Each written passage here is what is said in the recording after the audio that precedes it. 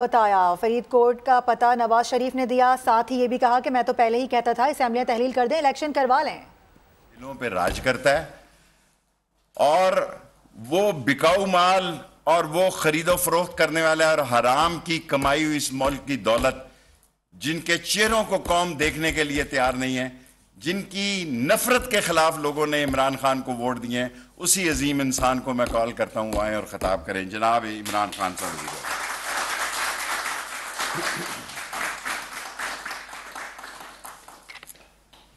بسم اللہ الرحمن الرحیم۔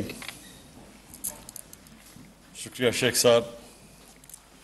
میں آیا تو آج ای پاسپورٹ کی انوگریشن پہ تھا، لیکن بڑی اور بھی آپ نے باتیں کر دی۔ میں سب سے پہلے ٹیکنالوجی کی بات کرنا چاہتا ہوں۔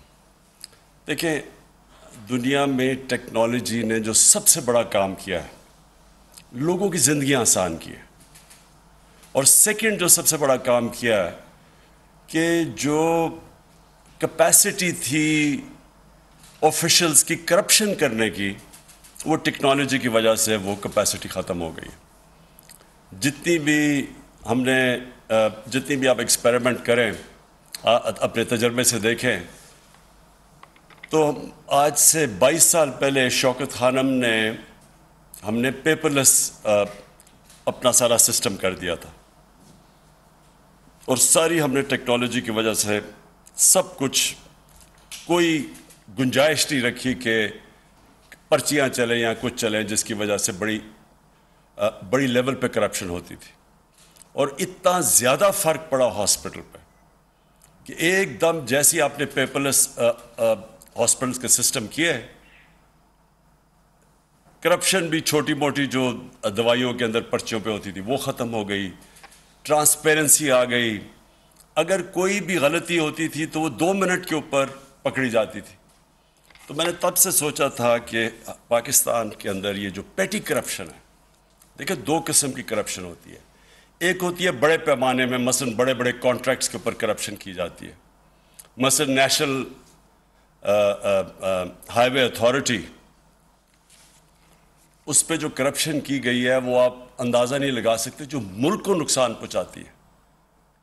کہ اگر 2013 کے کانٹریکٹس جو نیشنل NHA کے کانٹریکٹ سڑکوں پہ دے رہے تھے، اور 2021 میں 23 کروڑ فی کلومیٹر کم پہ دے رہے تھے، تو آپ خود اندازہ لگائیں کہ کتنا زیادہ مارجن تھا جس کے اوپر پیسہ بن رہا تھا فی کلومیٹر۔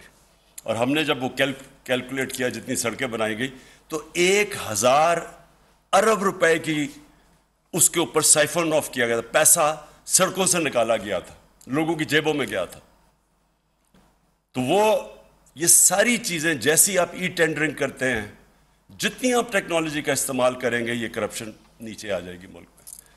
تو مجھے اس کی سب سے زیادہ خوشی یہ ہے کہ جو عام ہمارا اس ملک کا جو مزدور، جو سب سے بڑا اثاثہ ہے، جو جا کے باہر محنت کرتا ہے، 12 گھنٹے کام کرتا ہے، اپنی سیونگز پاکستان بھیجتا ہے،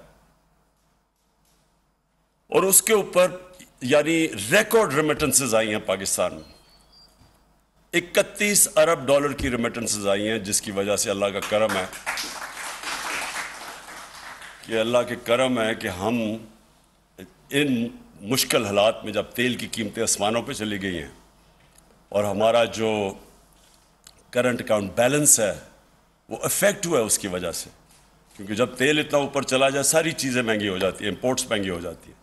تو یہ ہمارے بیرون ملک پاکستانی محنت کش لوگ ہیں جن کی پیسے کی وجہ سے آج ہماری اکانومی سسٹینیبل ہے۔ تو ان کے لیے جتنی بھی ہم آسانیاں پیدا کریں، ملک کا ہی فائدہ ہے، انسانیت کا بھی فائدہ ہے، کیونکہ وہ غریب ترین لوگ ہوتے ہیں۔ جس طرح میں نے کہا 12 گھنٹے کام کرتے ہیں، پیسے سیو کرتے ہیں، گھر بھیجتے ہیں، اور میں نے بڑی مشکلات کا ان کو سامنا کرنا پڑتا ہے، ایئرپورٹ کے اوپر بیچارے پھنس جاتے ہیں، پھر جا کے جدھر وہ آفیسز میں جاتے ہیں بیچارے دھکے کھاتے پھرتے ہیں۔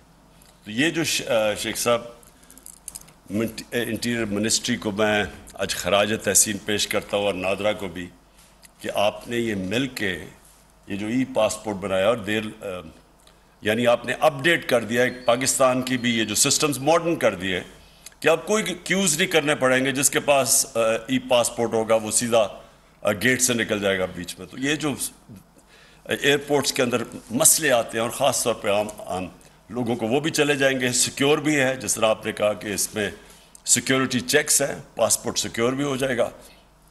اور یہ جو مجھے اس سے بھی زیادہ خوشی یہ ہے کہ ٹورزم میں یہ بڑا فائدہ پہنچائے گا. دیکھیں پاکستان کا جو فیوچر ہے نا, اس پہ ٹورزم بہت بڑا رول پلے کرے گی. ہمارا اس وقت مسئلہ ہے کہ جیسے جیسے ہماری ایکسپورٹس اوپر جا رہی ہیں لیکن ابھی بھی ہماری امپورٹس اس سے بہت زیادہ ہیں. تو وہ جو گیپ ہے, ٹریڈ گیپ جسے کہتے ہیں, وہ ہمیں جب تک ہماری ایکسپورٹس کی کیپیسٹی بڑھتی نہیں جاتی کہ ہم ایکسپورٹس اپنی امپورٹ سے آگے لے جائیں, تب تک یہ جو گیپ فل ہو سکتا ہے. ایک تو ریمیٹنسز سے اوورسیز پاکستانی کرتے ہیں, دوسرا ٹورزم. پاکستان ایک وہ ملک ہے جس کو اللہ نے اس طرح کی